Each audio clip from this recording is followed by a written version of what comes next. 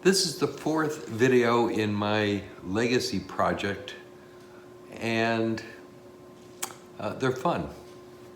For me, they're educational for me. I'm learning things, but most important, I'm getting to rethink, remember some of the interesting things that have happened to me through the years. This one is 4 short videos about a brief time I had, less than 2 years, as a field service tech for a biomedical company. And 2 of the stories were scary for me.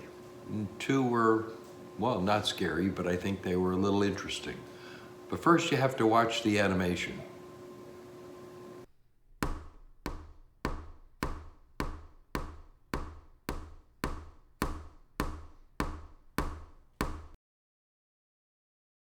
So in the early 1980s, I worked for a company that made 3 medical products, all related to the heart.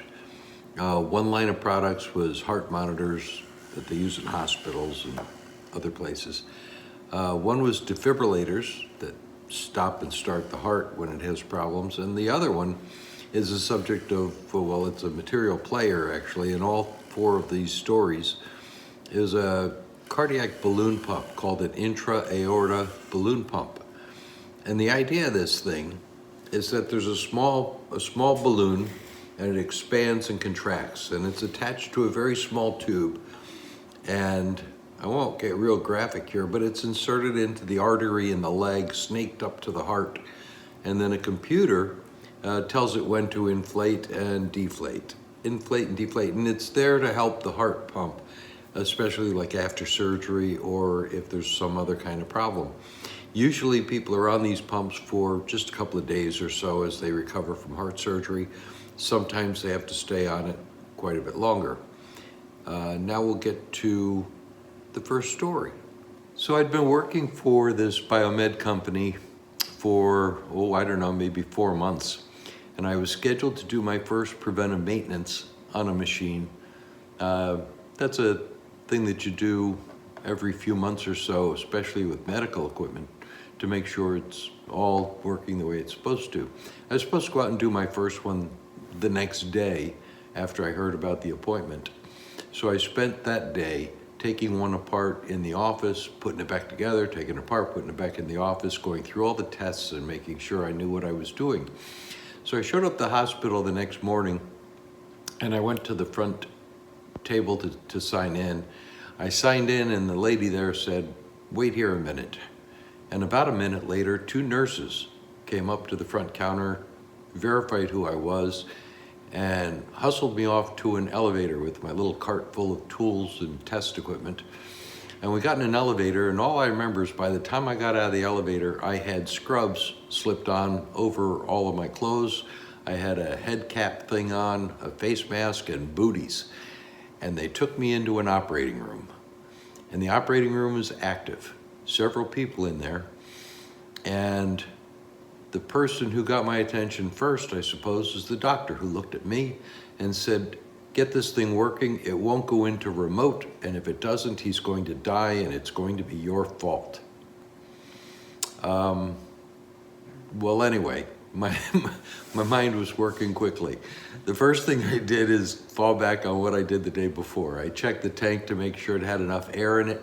I checked the gauges and dials and everything looked okay. Now, the idea about it not going into remote is this. When they use the pump in an operating room, they plug it into a wall. It has a compressor, and the compressor runs. It has a computer, and the computer runs like a laptop plugged into the wall. When you unplug it from the wall, the computer works because it has batteries, again, just like a laptop. The compressor doesn't run, but it has an air tank on it. The cart has an air tank on it that supplies air just like the compressor did, so that it generates vacuum and compressed air so that the balloon both enlarges positively with compressed air and then uses vacuum to make sure that it compresses very quickly the way it's supposed to.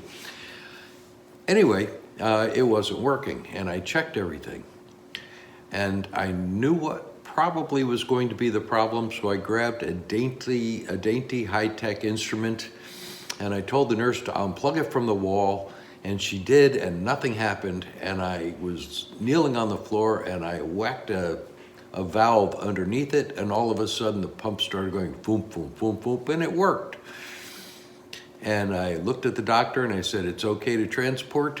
And I put the wrench back underneath it. I lent them the wrench. I showed a nurse what I hit in case they had to do it again. And I told them that when the pump was no longer on a patient to give me a call, and I'd come in and replace that valve. Anyway, that was a pretty stressful introduction to working in the hospital. And now on to story number 2.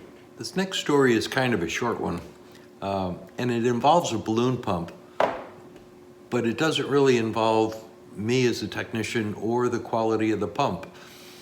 I was at a hospital and working on a piece of equipment. I don't remember what it was, but out of habit, I asked if I could see the rest of the equipment that they had that was manufactured by our company.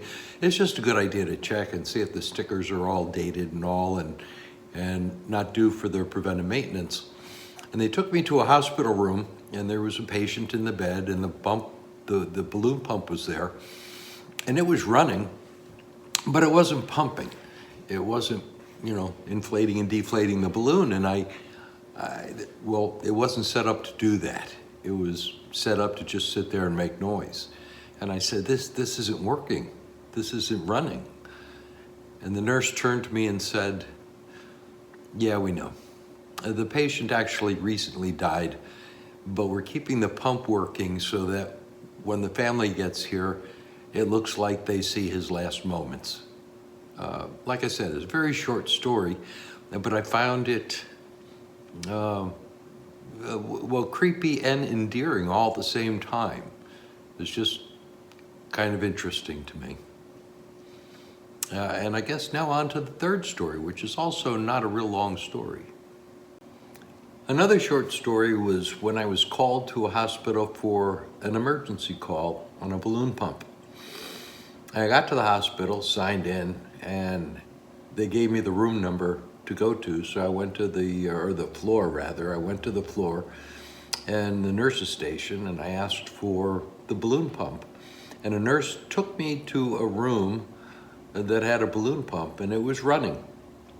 And I can quote kind of what the nurse said. She said, this thing isn't running right. Fix the, well, I won't quote it exactly, thing quick. And then she left. So I looked at the pump, and it had an error light on it. And I looked over at the patient, and he was fully conscious. And this is what I saw. So I spent the next minute or two just telling him that the pump was working fine, that it had an error light on it, but it wasn't affecting the way it runs, that back in the early 80s, when all of this happened, I said, modern cars these days have a check engine light. It doesn't mean that the car's broken. It just means it's got an error somewhere along the way you probably ought to look at.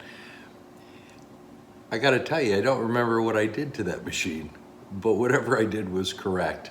I found an error, fixed it without turning the pump off or anything. I fixed the error and signed out. And it was just, I think I'll always remember the look on that patient's face when the nurse said it wasn't running right. Now on to the fourth and final story. So the last story is about a call in the middle of the night from a hospital that was about 3 hours away from where we were living. It was pretty rare to get emergency phone calls, but I got this emergency phone call from a hospital, and the doctor said the pump is running and working okay, but his patient's leg is turning blue. Now I can only assume that either he was new, working in the middle of the night, or just having a bad night. Anyway, one of the things that we learned during our in-service was how to insert the balloon. We weren't allowed to do it, we weren't medical, but we had to know how it was done. So I talked the doctor into removing the balloon and reinserting the balloon properly, and everything was okay. One of the things I had to do, though, is when we got an emergency call, you had to follow it up with a visit. So also in the middle of the night, I got in the car, drove 3 hours, spent 10 minutes at the hospital to make sure everything was okay, and then drove home. The only thing that I got out of that whole thing that I look back on is that I think it's the only time in my life I've used the word occluded. It was pretty impressive, though, that I could tell the doctor how to do it, because I have kind of a weakness during things like medical movies, zombie movies, things like that, slasher movies. And during the in-service, I'm pretty sure I kept my eyes closed for a good chunk of the time when they showed the films of inserting the balloon. I also probably hummed in my head, "Mary Had a Little Lamb" or something during a lot of it. But somehow I got enough of it to talk the doctor through. Anyway, that's it for the 4 short stories on intra-aorta balloon pumps. I hope if anybody ever watches this that they enjoyed it, but if not, sorry about that. See you in the next one.